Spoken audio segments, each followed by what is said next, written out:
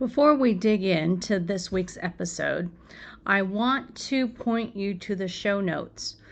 You'll find them at dolifespeechpathology.com/grief.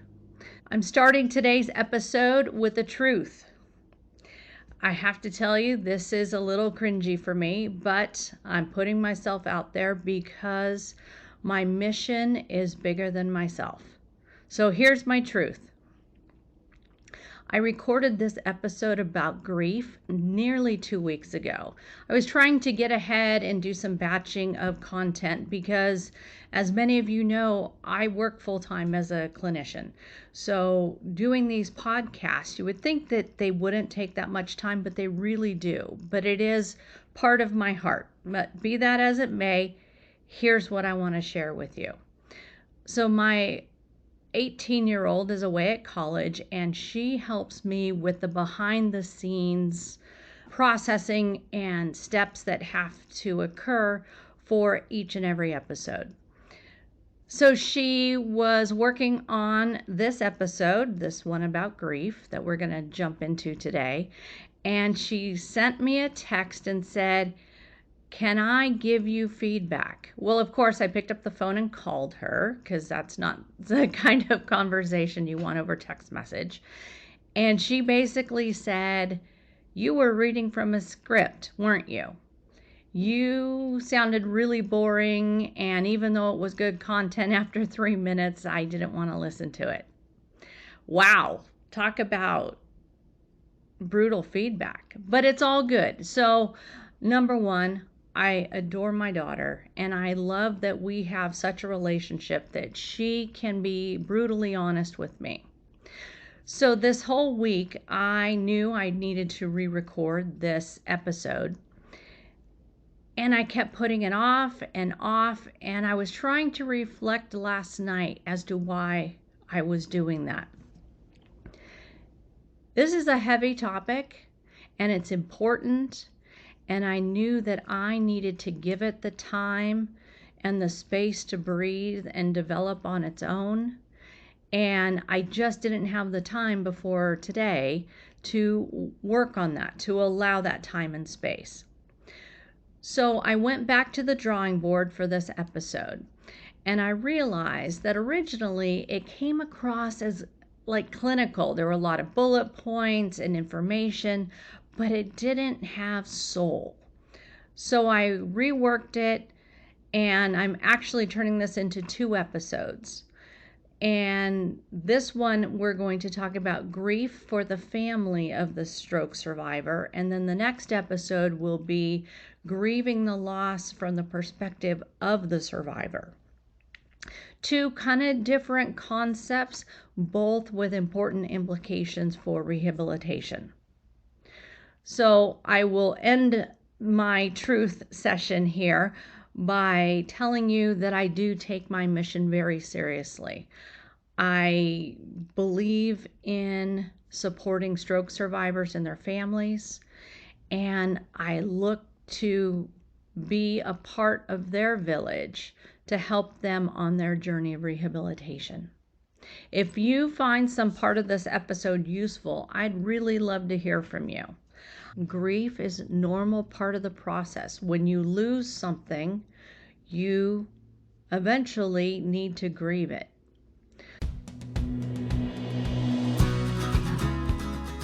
Welcome to the Listen for Life podcast with Genevieve Richardson. Genevieve is a speech-language pathologist rehabilitating adults with communication challenges after a stroke or due to a neurological impairment. Living with aphasia is hard. Caregiving is hard. You are not alone.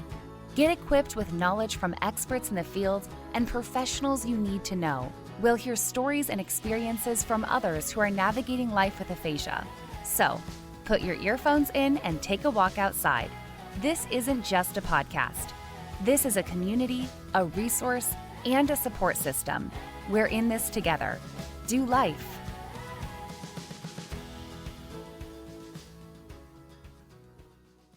Please help me reach my mission of reaching as many stroke survivors and their families as we can. Please tell 2 friends and ask them to tell 2 friends. So who do you share this with?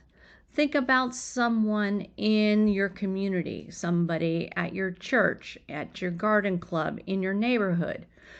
Do you chat with a woman at church whose husband had a stroke years ago? She might find these episodes to be useful.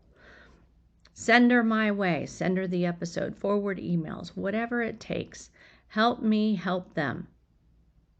Today's episode, we're going to have a candid conversation about grief and guilt related to stroke. As you know, stroke can have a profound impact, not just on the person who's experienced it, but also for their loved ones. It's important to understand the range of emotions that come with a stroke. Grief and guilt are common feelings that someone might experience. Survivors could feel guilty about having had the stroke or the changes that caused their lives and their relationships to change with their loved ones. They may grieve for the person they used to be, and the family is also going to be grieving. The person that had the stroke, that although the intellect is still there, the personality is there, the memories are still there, communication has changed. It's important to remember that these feelings are normal. Grief is a normal part of the process. When you lose something, you eventually need to grieve it. So let's jump into how to do some of this. When you're going through a major life transition, it's normal to feel a wide range of emotions like sadness, anger, and confusion. When you are a caregiver of a stroke survivor, you have a new set of responsibilities that you have taken on, whether it's advocating or doing direct physical care, looking out over the household, making decisions for the family. All of that weighs on a caregiver. So a spouse is in a unique and difficult situation. So what are some of the stages of grief? You've heard these before, and I'm not remaking the wheel here. It's just that I want to talk about it in relation to stroke. So when a stroke first happens, it's going to be a shock to the system for the spouse and the family. It's normal to feel disbelief. A spouse may try to deny the reality of the stroke and the changes it brought as a way of protecting themselves from the pain and sadness of grief. They may not feel like they have the time to sit with the grief, to work through it, because they are just putting one foot in front of the other.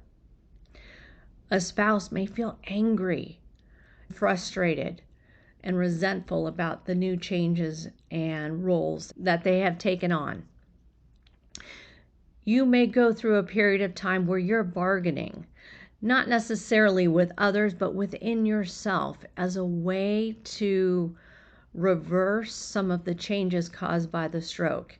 If only this would happen, then this could be better. You may feel overwhelmed or helpless about the changes in your life and your relationship, and you could be going through feelings of depression. Over time, a spouse may come to accept the changes that have been caused by the stroke, and they may find ways to adapt and cope with the new realities. It's important to remember that even though these are stages, the process is not linear. You may be moving forward and feeling like you are coping as you should, and then all of a sudden you just get hit right upside the head with a wave of grief. We're going to talk about that in a little bit. So let's talk about grief and coping as we walk through the rehabilitation process. So let's talk about acute medical care. Depending again on the nature of the stroke, whether it's a bleed, an aneurysm, a blood clot, whatever brought it on, your loved one may have gone into the intensive care unit. Depending on the medical complications that go with it, there is a lot of feelings and grief. Maybe you were never comfortable around a hospital environment at all, and now you're in there every day, spending your time at the bedside of your loved one, just hoping they're going to survive. So as the medical condition stabilizes and they can participate in rehab, they will move into what's called acute rehabilitation, whether that's in the hospital, inpatient acute rehab, or a step-down unit like at a skilled nursing facility. It doesn't matter where it happens. It's just that medically your loved one has stabilized and now you're in the rehab process. You're working with physical, occupational, speech therapy. You may have a rehab doctor overseeing your loved one. You're going to have nurses that you see day in and day out, and other folks that are interacting with you, whether it's the dietitian or the pharmacist. There's a lot going on and a lot to process. You, the spouse, at this point in time, again, you're getting to the hospital, you're participating and witnessing and probably getting trained by the rehab professionals about what you need to know to get your person to go home safely. You're probably having to learn about transfers. Maybe you have to learn how to adapt food and liquids, changing the texture because now your loved one has a swallowing problem, or maybe their swallowing problem is so significant that they have a feeding tube. Whatever the case may be, when your loved one is in acute rehab, you, the spouse, or the family member that's going to be the day-to-day caregiver, whoever you may be, you have a whole host of new skills and understanding that you have to acquire. That can be overwhelming. You may think, how on earth are you going to adapt to all of these new things that you have to do with everything you were doing before? Maybe you were a spouse that was working prior to your loved one's stroke. How are you going to manage that? Know that there can be lots of components. So let's move on to the next kind of step or phase of the rehabilitation process. Home health care is when the survivor has been discharged from the hospital and now therapies and nursing, maybe the social worker, are coming into the house to help you with that transition of maximizing independence in the house. You're continuing to get education. You're trying to feel your way with this new set of responsibilities and roles that you have to fill. You're probably also thinking, yeah, this is really sad, but you may have to push that away. You may feel, again, that you don't have time to grieve or work through this process. You are just trying to get everybody bathed and fed, and you're trying to get some sleep for yourself and get the laundry done and make sure you get the prescriptions from the pharmacy and that you make the follow-up doctor's appointments. You may not feel like you have the time or space to grieve, so you're going to push it away. But what we do know is that grief doesn't make an appointment. So let's go through some ways that you can recognize that you are in the grieving process, and let's see if we can help you kind of work through that. So grief can manifest in many different ways. So we're going to talk about symptoms based on categories. The first one will be emotional symptoms. You can feel things like sadness, anger, grief, fear. All of these are normal emotional symptoms when you're in grief. Grief can also manifest in physical symptoms such as fatigue, changes in appetite, difficulty sleeping, changes in your physical health. You can't be a good caregiver when you are exhausted, not eating right, if you're not sleeping. Your behavior can also be affected. So one way to recognize that you are grieving is if you're having difficulty following through with your routines and habits, if it's hard to concentrate, if you withdraw from social activities. You may not even have the time to do a social activity, but you may not even feel like you can talk to your best friend on the phone because you know if you do, you're going to cry and break down and you don't have time for it. There can be cognitive symptoms of grief. Grief can impact how we think and perceive things. You may find you have difficulty making decisions, remembering things, and difficulty focusing. These symptoms can make it hard to think clearly and make decisions. You just may feel like, I've got to get this done, or I've got to make this call, but you just can't get yourself to act on it. You could also be experiencing spiritual or existential symptoms, such as questioning your beliefs, your purpose in life. You could be having a feeling or sense of disconnection from the world. These symptoms can be difficult to understand and hard to cope with. It's important to remember that all of these symptoms are normal and are part of the grieving process. They may improve on their own as you work through them and acknowledge them, but also know that you may need to get professional help. And there is no shame in getting help. Talking to a professional, whether it's a mental health counselor, talking with one of your rehab professionals, possibly having a deep conversation with your physician or the nurse practitioner that oversees your spouse's care. All of these folks can be helpful. So let's take a little bit of a shift from the perspective of a spouse, and let's talk about the adult child of a stroke survivor. Watching your parent decline physically and mentally can be very difficult and an emotional experience. We look up to our parents. We think that they're strong, that they have it all figured out. But then sometimes those tables turn and you may find you're having a hard time coping with that. Acknowledge your feelings.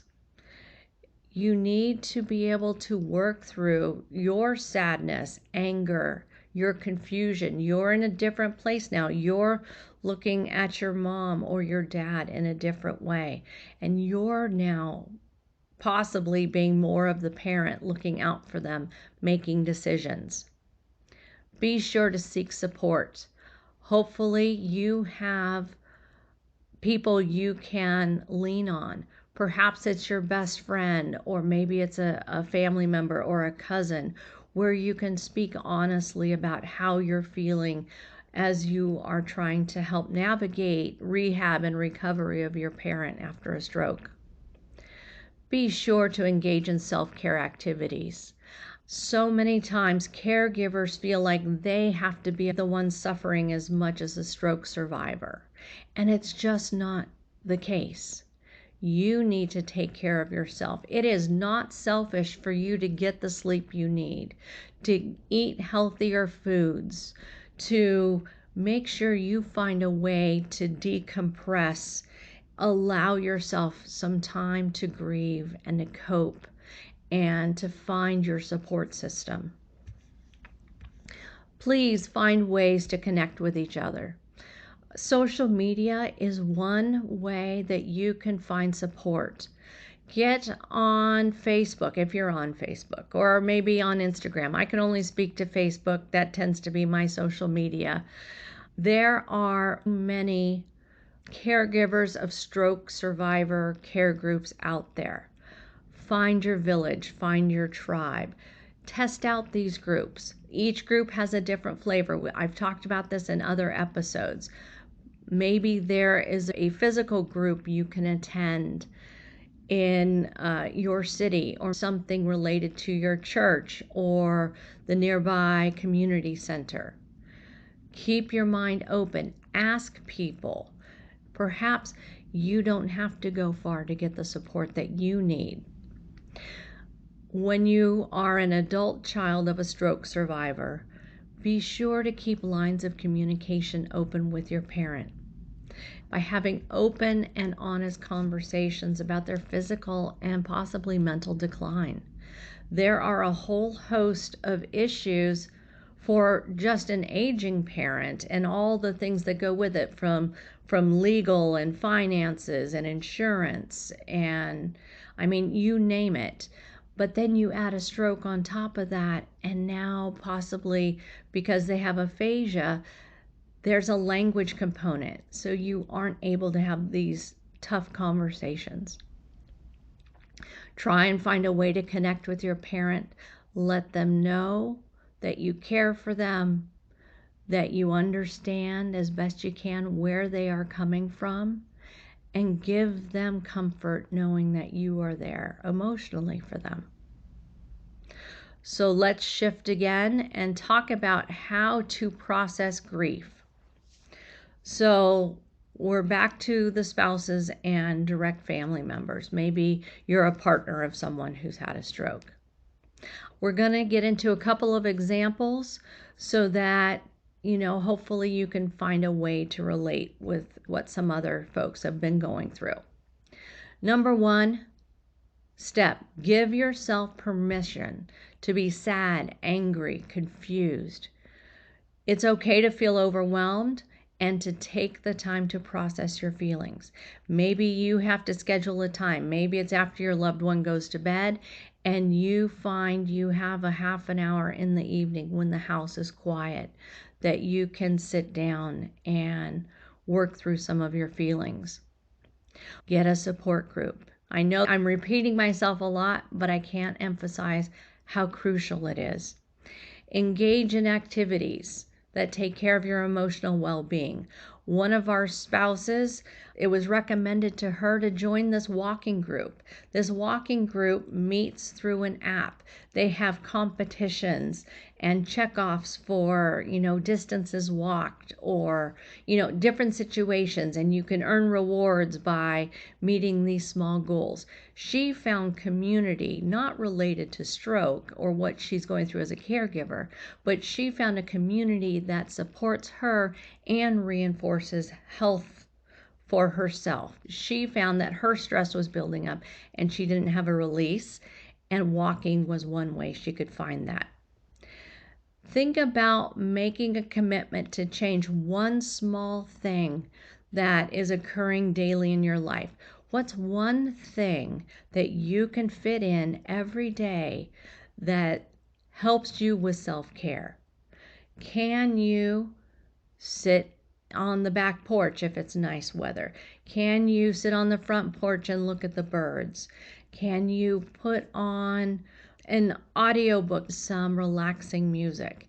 If you have an iPhone and earbuds, what can you listen to just give you a little bit of a release, a little bit of a way to center yourself? The last tip I want to go over is being mindful. Mindfulness means you are present in the moment in a non-judgmental way. One of the phrases we often use in my caregiver support group, it is what it is. I have been drawn to this phrase for the last 8-something years of my life. From the time my husband and my girls and we moved cross country from the West Coast to the East Coast for 2 years, that was the hardest transition I'd ever had in my life. And it was at that time I adopted the phrase, it is what it is, meaning we have to deal with it.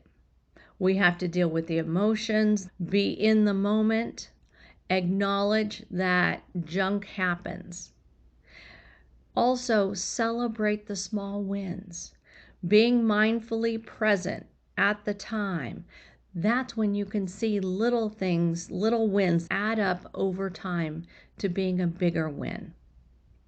Above all, with this episode, I want to give you hope. You are not alone in your journey with your stroke survivor. Seek help, seek your village. When a task or situations feel overwhelming, sit in that emotion. Grief can hit you like a wave. Sometimes that wave is going to feel like a tsunami. And sometimes the wave will be smaller. But what's important is to acknowledge when this wave of grief hits you. It will feel like it's knocking you down, taking your breath away. Do your best to sit in that moment, feel the emotions, breathe, work through those emotions. Know that this wave of emotion is going to process through your body in 90 seconds. Know that there is an end. Breathe through it. You may not have the luxury of the time at that moment to cognizantly or consciously work through what you just experienced. Maybe you need to put that off to another time. But instead of fighting this wave of grief, acknowledge it, put it on a shelf, but come back to it. So, we're going to wrap up this episode. I have lots more to talk about on this topic, but from the perspective of the stroke survivor, him or herself. That's going to be in our next episode. In the show notes, you will be able to download a transcript. Maybe there's some points in there you'll find useful. I've also put together a grief process worksheet. It is some prompts to get you thinking about where you are, where you want to be, and perhaps you can find some steps forward to dealing with your grief, with your new situation. I hope you found a nugget or two in this episode that is helpful. I wish you all the best as you navigate your journey with your stroke survivor. Thank you for listening.